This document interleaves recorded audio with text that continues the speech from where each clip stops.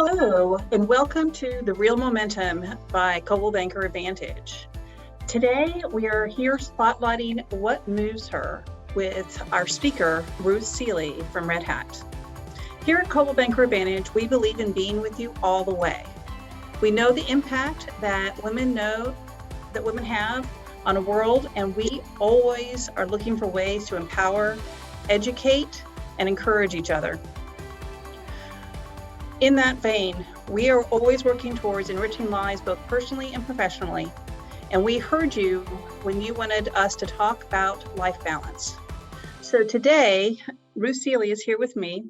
She is not only director at Red Hat, but author of Raspberry Pi, guest author of the Geek Mom, dancer, mom to two amazing kids who are actually like really, really good kids. And I am fortunate enough to be friends with Ruth, which is how I was able to talk her into coming today.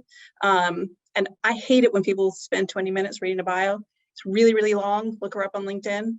But I'm going to just go ahead and turn it over to Ruth. I'm going to hit, do I need to unmute from here? Sorry about that. And someday we're going to figure out technology. I'd like to tell you that it's totally different when you work in a software company and everybody always has it together and everything works perfectly, but that would be a huge lie. So I have a few slides, but I will make sure to describe what's going on in case you're only listening on audio later, but I'm going to go ahead and pop those up. You see those?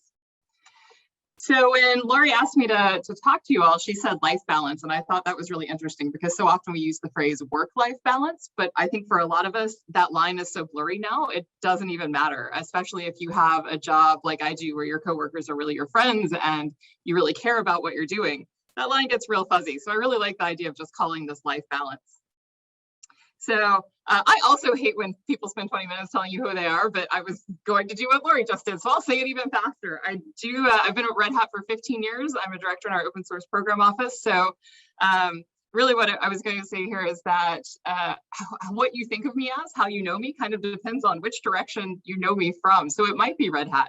It might be that you've met me at a conference. I've been traveling for 10 years and giving talks and keynotes all over the world. It might be that you know me as the Raspberry Pi lady, because even though I wrote this book 8 years ago, I still encounter people who want me to talk to them about Raspberry Pi. And I'm like, you don't want to talk to me about that anymore. I don't know what's going on lately. You might know me as vice president of the Apache Software Foundation. You might know me as a writer in various ways. You might know me as a competitive and performing Scottish dancer or as your dance teacher. So this is really my anchor, my sanity. I danced as a child and then I didn't dance for a long time in early adulthood. And then I found it again about 8 years ago in a different form of dance, in this Scottish dance. And going to a dance studio can't solve all my problems, but I can at least ignore them for 2 hours. There is nothing that I can't ignore for 2 hours in a dance studio, which is really important. Finding your anchor, finding what that is for you. And maybe it's running and maybe it's knitting and maybe it's whatever, but something that lets you ignore all the rest of your life for 2 hours is really important. I'm also president of the Scottish Cultural Organization of the Triangle, so I get to wear this plaid stuff a lot. I also like to make a lot of stuff. So if you're looking at this picture, I'm over on the left. I made that kilt and that jacket. I didn't make the socks. That's a future project. But you might know me as a cosplayer. You might know me as a person who makes all sorts of things. Or you might just know me as your wife or your sister or your mom or your friend or whatever. So I have a few things going on, with a long way of saying all that. And that would be why I invited her, because her list is even longer than mine. And I'm always so impressed by how calm she can be when there is so much going on around her. When we started as friends, I was kind of the older mentor type friend in our friend group. And we ended up, like, you passed me a long time ago, it feels like. You had kids first and you figured out that part first. And I learned so much from you. And I really appreciate our friendship. Thanks. That means a lot. It's been a long 20 years. It has been. Almost exactly 20 years, because I know we met not long after I got married and my anniversary is this week. So I know it's been almost exactly 20 years. Anniversary. Thanks. We'll talk about that in a minute because I made some choices. So for everyone, I'm going to offer you a few thoughts on how I make all that work. And some of it might resonate, some of it might not. I hope you find some kind of useful nugget here. I will start by saying I do have a lot of assorted amounts of privilege. I get to work from home, and I have for 10 years, not just for the last 2 years. I have a husband who also works in tech. I am reasonably healthy, and as is all my family. Like, the list goes on. And not everybody gets to come from that place. So I want to start by saying I recognize that, and you just have to make things work for you. So I'm going to tell you kind of my personal rules. You'll also get to find out I totally break many of my own rules all the time, which is why I called all of my slides just thoughts. So usually when people ask me, wow, you do a lot of stuff, you must never sleep. So first of all, I value sleep a lot. I sleep like 8 or 9 hours a night, every night. But I say you can have it all, whatever that is for you, but nobody said you have to have it all at the same time. So a handful of people think, oh, Ruth, that's my mermaid friend, which is why I have a picture of a mermaid on this slide. I don't get to mermaid all the time. I don't even get to mermaid like every month by far. But once in a while, if I'm going somewhere I take my tail, then I am Ruth the mermaid. So I am not always the mermaid. I am always Ruth the red hatter and Ruth the wife and Ruth the mom. Mermaid is a sometimes activity, and that's okay. So alongside that is figuring out what's important to you. What is the non-negotiable? And it has to be a short list. What is absolutely non-negotiable, especially given how long whatever those things take. So you have to figure out what they are for you. For me, I'm never going to have clean baseboards in my entire life, and I've accepted that. And every day when I go into my master bathroom, I go, oh, wow, that's kind of horrifying. And then I do nothing about it. And that's okay. I have accepted that is fine. When I am on my deathbed, there is absolutely no chance I'm going to go, I wish I had cleaned the baseboards more. But I might say, I wish I had taken more trips with my family. I wish I had gone out to dinner with friends more. And so that's where I focus my time. But this is I've always had a couple of gut checks on whether I'm hitting what my personal priorities are. And that's things like the food that I eat, making sure that I have time to go to dance class. And a larger scale and those long-term annual kind of goals, for me, it's I always make an Easter dress for my daughter and have since she was born. I always make my kids Halloween costumes. And every year since my first kid was born, we've always gone to the pumpkin farm in October. That's kind of my gut check of, are you traveling too much? Are you doing too many other things that are distracting you from what matters, which is your family and friends? Did you get those things done? So you just have to figure out what yours are. And if yours is cleaning the baseboards, that's cool. I won't judge you, but I'm going to suggest maybe you go to dinner with your friends instead. It's really fun to go to dinner with you. It is fun to go to dinner with. Absolutely. I love new people. My son is kind of the opposite of me. And he was horrified this weekend because I struck up a conversation with a stranger in an elevator. He's like, you can't do that. Like, of course I can. They're just a friend I haven't met yet. So my third thought is being flexible. So I will just about always say yes when some interesting opportunity comes along, and you just make it work. That's kind of what we say a lot in our house. My husband and I will look at each other and be like, oh, we scheduled a lot of things on the same weekend. Well, just gonna make it work. We got 2 adults, 2 cars. Sometimes you just got to make it work. So you know what? I just put on a pot of spaghetti, but somebody calls and says, let's go to dinner. Then let's go to dinner. Cool. The spaghetti will still be there tomorrow night. I don't have a lot of free weekends. We spend a lot of time at dance competitions, Highland Games. I go to conferences. That rare free weekend, somebody tells me there's something awesome going on the other side of town. Great. Let's get in the car. Let's go. I'll get laundry done sooner or later. I have more clean underwear. It's fine. At work, one of the most fabulous things that we have, we've only been doing it for about 6 months, is no meeting Fridays. And I love no meeting Fridays. It's a beautiful time when you actually get to do all the other things that you didn't do all week. But this legit happened last week. Somebody said, we want to talk to you about a cool opportunity. I'm like, all right, it's Friday, but whatever, let's do it. Just make it happen. Because the other option is, what do you lose if you say no? You don't get to do the thing. It's kind of the micro version of, there's this book a lot of creative folks used to talk about called Drawing on the Right Side of the Brain. And all I remember from that book is she says, there's this person who says they want to learn how to play the piano, but I'm already old and it's going to take like 10 or 15 years for me to be good at it. And she says, okay, well, 10 to 15 years from now, you could know how to play the piano, or you could not know how to play the piano. Which one do you pick? So yeah, a great example of this was back in January, February, I think. A guy emailed me and said, we want to have a Highland Games in 6 weeks. He'd already started selling tickets. I was like, all right, well, you lucked up and found someone who could throw you a Highland Games in 6 weeks. And I called all the athletes and dancers and pipers I knew, and we showed up in Durham and had a Highland Games in 6 weeks. It was great. You just say yes. And are flexible to things changing. But part two of that is back to what your non-negotiables are. There are non-negotiables, and then there are preferences, and there's this whole scale. So it's important to me to eat real food. You know, they say shop the edges of the grocery store, that kind of thing. I don't have a lot of bags of Cheetos or boxes of whatever in my house, but if you're gonna just drop everything and go do something, then once in a while you have to be flexible. So like, I would prefer to roast my own coffee beans all the time. I don't. Sometimes I just grab a bag of whatever I bought at the grocery store. I would prefer to have my own house ground sausage all the time. And sometimes I do, and sometimes it's in the freezer. And then sometimes last week my freezer dies and all of my sausage is gone. So I'm just gonna have store-bought sausage for a while. That's fine. And there's a scale. So the only time in 20 years of marriage my husband has ever said to me, I think you have enough going on, when I had a new idea, was when I said, I want to start grinding my own wheat. He's like, no, we're not doing that. Well, now I do. It actually doesn't take long. Highly recommend it. But you can't always grind your own wheat for the project. You can't always make your own dough. Sometimes you go buy the dough, and you know what? Sometimes you just go buy a box of pasta. Fresh pasta 1,000 times better, but once in a while, you just got to buy the dang box of pasta, and that's okay. Thought 4 is that sometimes all of that, with your best intentions, something doesn't happen. And it might be one of those non-negotiables, and that's okay.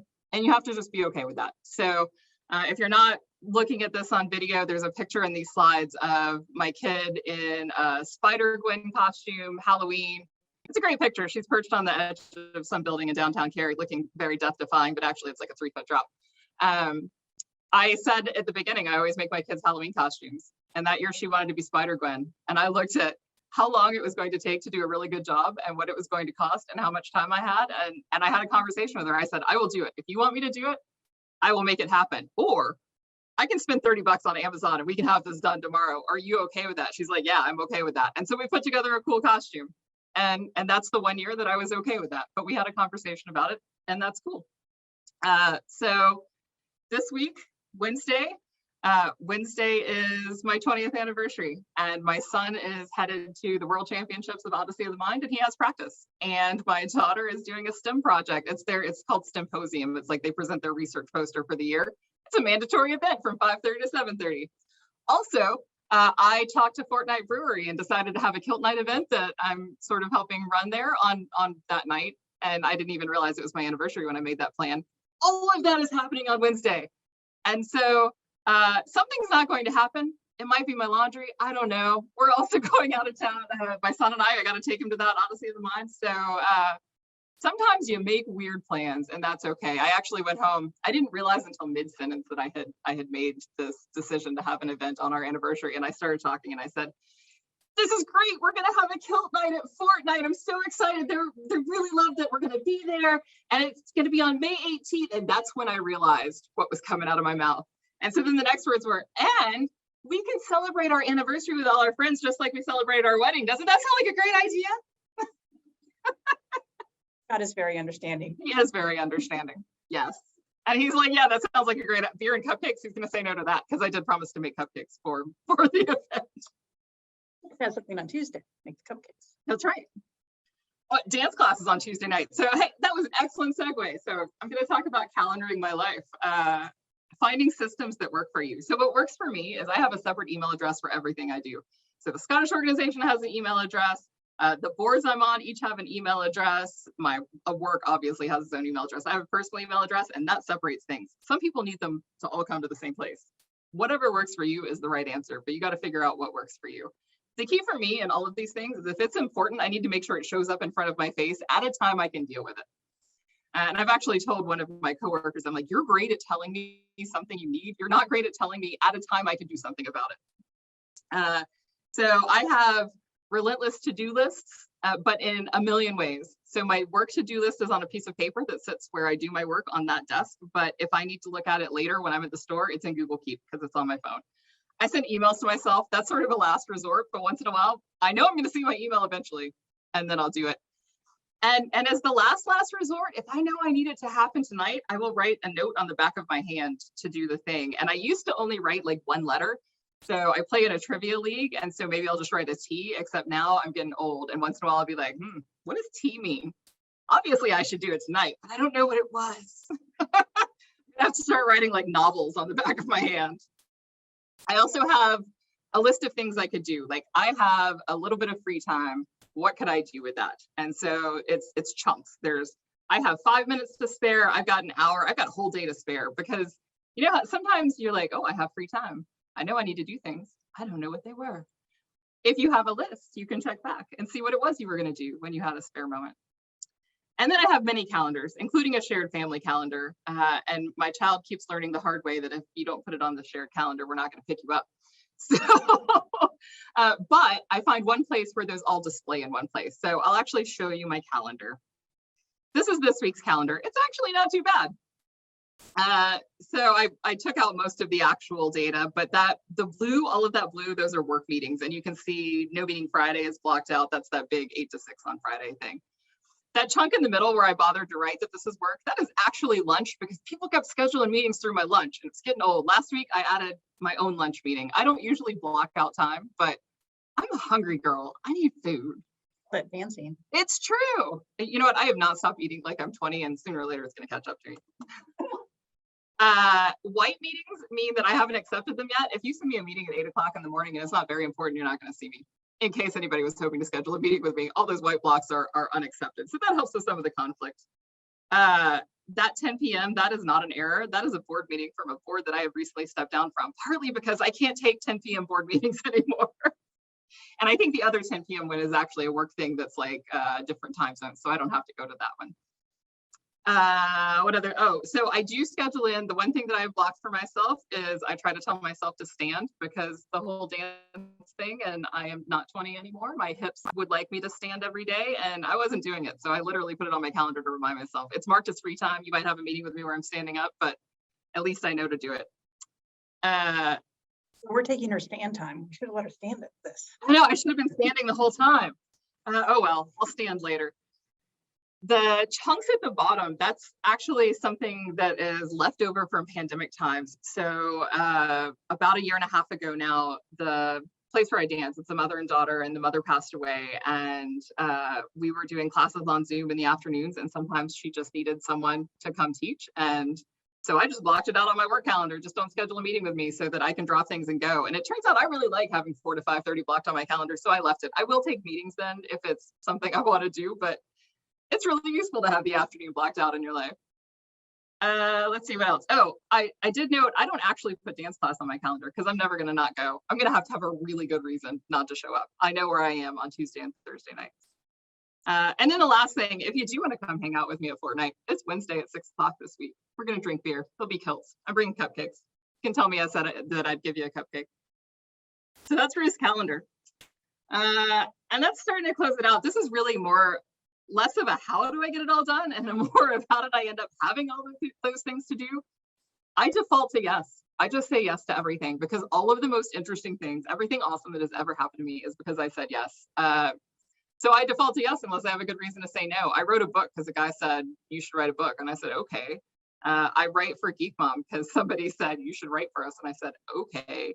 I have my dance teaching certificate, not because that was a thing I decided to do, but because someone else said, I'd like you to go take the test so you can teach. And I was like, okay. The last picture on this slide, if you're looking at them, this was a con, an event. And on Sunday morning, somebody running a track said, Tori Belleci from Mythbusters thinks he has another panel this morning and I don't have people on the panel. Could you come be on it? I'm like, yeah, sure. Let's go do a panel with Tori Belleci. Why not? Everything cool happens because you say yes. That said, sometimes no is the right answer, and you have to know what your parameters are, and they might be narrower than mine. I say yes to everything and then occasionally go, I don't know how I'm going to get all this done. You make it happen. But then you miss things, and you have to be okay with that too. It's all about figuring out what your boundaries are and being okay with the things that you don't do.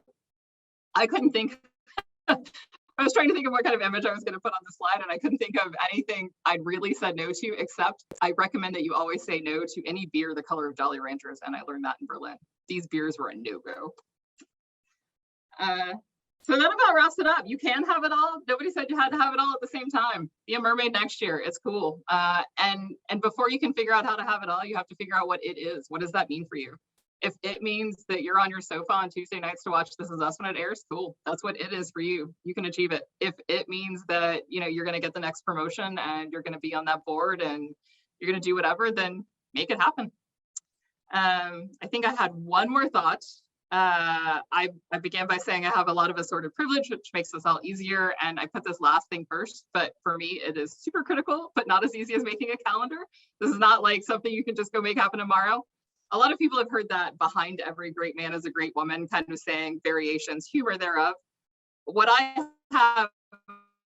don't have a big family, but I got these two dudes. I have Scott, who Lori mentioned is an awesome husband, and I have my dad, who lives 4 hours away, but will show up whenever I need him to show up. So I was actually talking to a friend about what would I say? You know, what is your question about how, like, you do all the things, Ruth? And she said, well, you have Scott. I'm like, yes, that is an important part. So I did need to call that out. And that's about it. So if you're looking at the slides, you can tweet at me, find me. I am very easy to Google because my last name looks like somebody leaned on a keyboard. It's Suehle, and that's kind of me all over the internet. So feel free to reach out, say hi. That's about it. Thank you, Ruth. I really appreciate that. Didn't you do an amazing job, everyone? Are there any questions in our chat? Does not look like it. One of the things that I was thinking about just today as I was thinking about all the things that I try and do for balance, and it really is that also not being afraid to ask for help when you need it. My husband's out of town this week, and so my in-laws are coming down for Thursday to pick my kids up, and my cousin's coming and picking them up Wednesday because I need to be out of town on Wednesday and Thursday myself. And it was one of those, I looked down at the calendar and went, oh no, I had said yes, just like you. Yeah. And sometimes you just have to also go ahead and say yes, and then figure out how to make it work with the people around you. And it doesn't have to be family, it can be friends. I mean, our group of friends, I know I could call any of you anytime and you would say yes, yeah, if you could figure out how to put it on your calendar. And that's really, really important in achieving that balance, is figuring out who can help you with that and not being afraid to ask and not try and do it all by yourself. If you're going to have it all, you can't do it by yourself. Agreed. One of the things that I have really learned to appreciate through the pandemic was our ability to talk to people virtually. We have a friend group that we have online. It's on a platform called Slack. And I've only seen Ruth in person 4 times since COVID hit. I think counting today. Yeah. And because I don't think to call her because I'm someplace else doing something where someone else called me. Also, we see each other online every day. Every day. And so I see her online every day in Slack, and I see another group of friends of mine online every day in a group text message, and I see another group of friends almost every day on Facebook groups. And so find those resources and figure out how to not be alone in this, because you also need to make life worth it, not just working, have the rest of your life around it. It's just makes it easier. It makes it doable. It's so hard as an adult, though. I read this great article a while back about how different college friendships are because they're forged when you spend all night up talking, and it's a very different kind of relationship from the ones that you have as an adult. But I think the key is to find those other spaces that aren't your family and aren't work. Go find the organization that interests you. Maybe it's the dog rescue or whatever. Go find the people with similar interests and find the friends there. If you do with Highland. Oh my gosh. So I danced since I was 3 years old, and I have never felt like, and I moved a lot. So I've seen many dance schools and companies and studios over the years, and I've never seen one that was really a family like this community is. And if people are, I'll just put in a plug for Scottish dance in general. If you want something for your kids to do, this is, it's all that family atmosphere. So the best example I have is a couple years ago, we got to a competition in Orlando. And the night before, someone broke into a van and stole a bunch of kids' costumes. And the rules are very specific about what you have to be wearing and all of that. And so I can think of many other sorts of competitions where everyone would have said, great, those kids are out today. My kid moves one up on the list. But instead, everyone came together and said, do you have something that fits this size kid? So in one case, I think somebody would come off the stage dancing, take off their vest, put it on the next person, and they would go dance. We made it happen so that everyone could still be a part of the games. And that's the kind of community it is. I really value that. We have a question that says, thank you, Ruth. We are so happy to have you. Could you talk more about defining what it is when you want it all? Yeah, and if I misunderstand your question, then feel free to speak up again in the chat. So I recently acquired a leadership coach through a program I'm doing at work, and she asked me to do some goal setting. And I find this incredibly challenging because my plan is just say yes. Everything I have done has been because I just kept doing the thing that sounded interesting. For other people, it really is about creating that structure and knowing what you want in a year, in 5 years, and 10 years. And oh my gosh, when she said, what does your life look like in 5 years? I was like, oh, both my kids are in college. Well, that's different. Gonna have to think about that for a minute. So for me, it is, we have one short life and I want to do everything cool. And I know that I'm not going to get a chance to do everything cool, but I'm going to put a good dent in the list. So for me, it's have a career that is in a field that I enjoy, that is not just going to work every day and collecting a paycheck, but also have a rich and fulfilling life outside of that, where I enjoy the things I'm doing. And I think within that, I get little mini goals, like at the point at which I did decide to get my teaching certificate. It is the hardest exam I've ever taken in my life. It is an oral exam in which you have to both dance and regurgitate an 80-page book. It was so hard, but that became that short-term goal of doing that. So for me, it is everything short of, I'm not gonna run a marathon. I have no interest in running. I'm trying to think, what else do I wanna do? It's a very short list. I don't sing, I don't run, that's about it.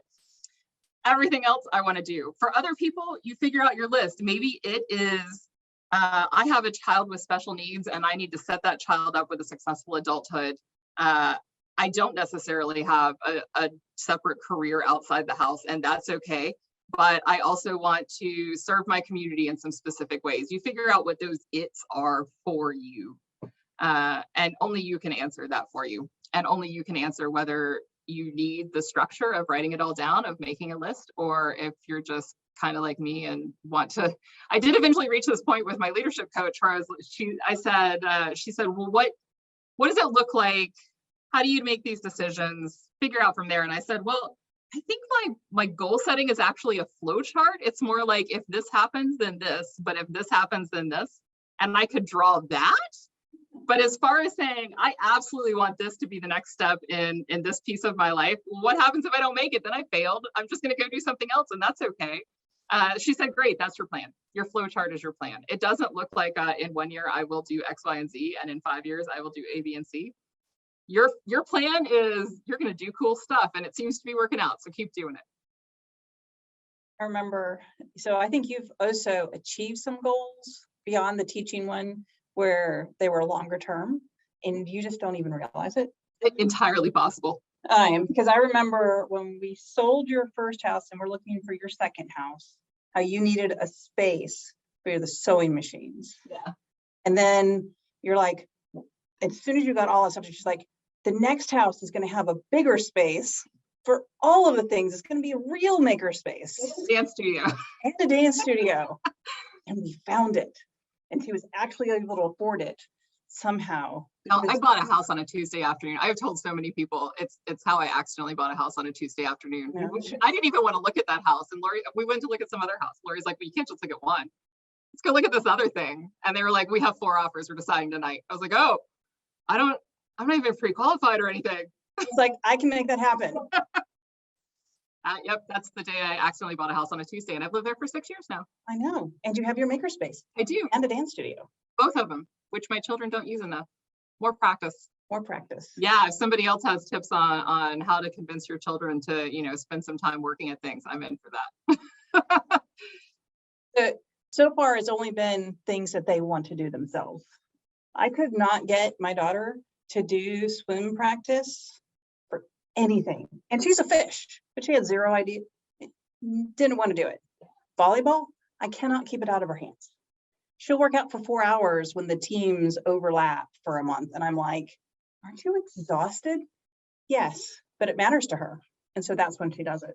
And I think that's probably what we all need to do. Find the thing that we love and do it, because then we don't have to work it. My problem is I want to do all of the things. Yeah, I think for my kids, it's still finding that thing they're truly passionate about. And maybe, well, so they definitely aren't me. They definitely don't want to do all of the things. And it was interesting. It took me way too long to have that realization with one of them. I was like, well, oh, that interests you? You could do this, this, and this. And she was like, no, I could also not. I was like, wait, what? You know, that was a thing. You cannot do things. So it really partly is a mindset difference. I think they're more their dad than me. Yeah. But they'll find their thing. Yeah. And they won't be afraid to try it because of you. I hope so. And it's okay to not find your thing until any age, really. You know, you periodically hear stories. Actually, I just talk about dance all the time, sorry, but I just heard about a 70-year-old beginner. This is not stylistic like ballroom or anything. This is hopping on one foot for every count of 120 beats per minute music. And some 70-year-old is like, yeah, I'm going to do that. So you can find what you want to do at any age. You can learn how to play the piano in 10 years. I've been working on that one my whole life, and I haven't actually buckled down and done it yet. I have a piano. We've moved it twice. I know, a very heavy piano. Very, very heavy piano. I think that piano might be why we don't help you move anymore. I hired movers last time. You did. We were all very thankful. My bike.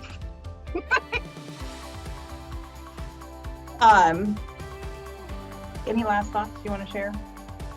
I don't think so. Well, thank you so very much. We're 2 minutes over. So thank you so much for your time.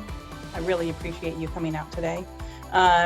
And thank you all for showing up today to listen. If you have any other thoughts on what you would like to do, please share them with us, and have a great day.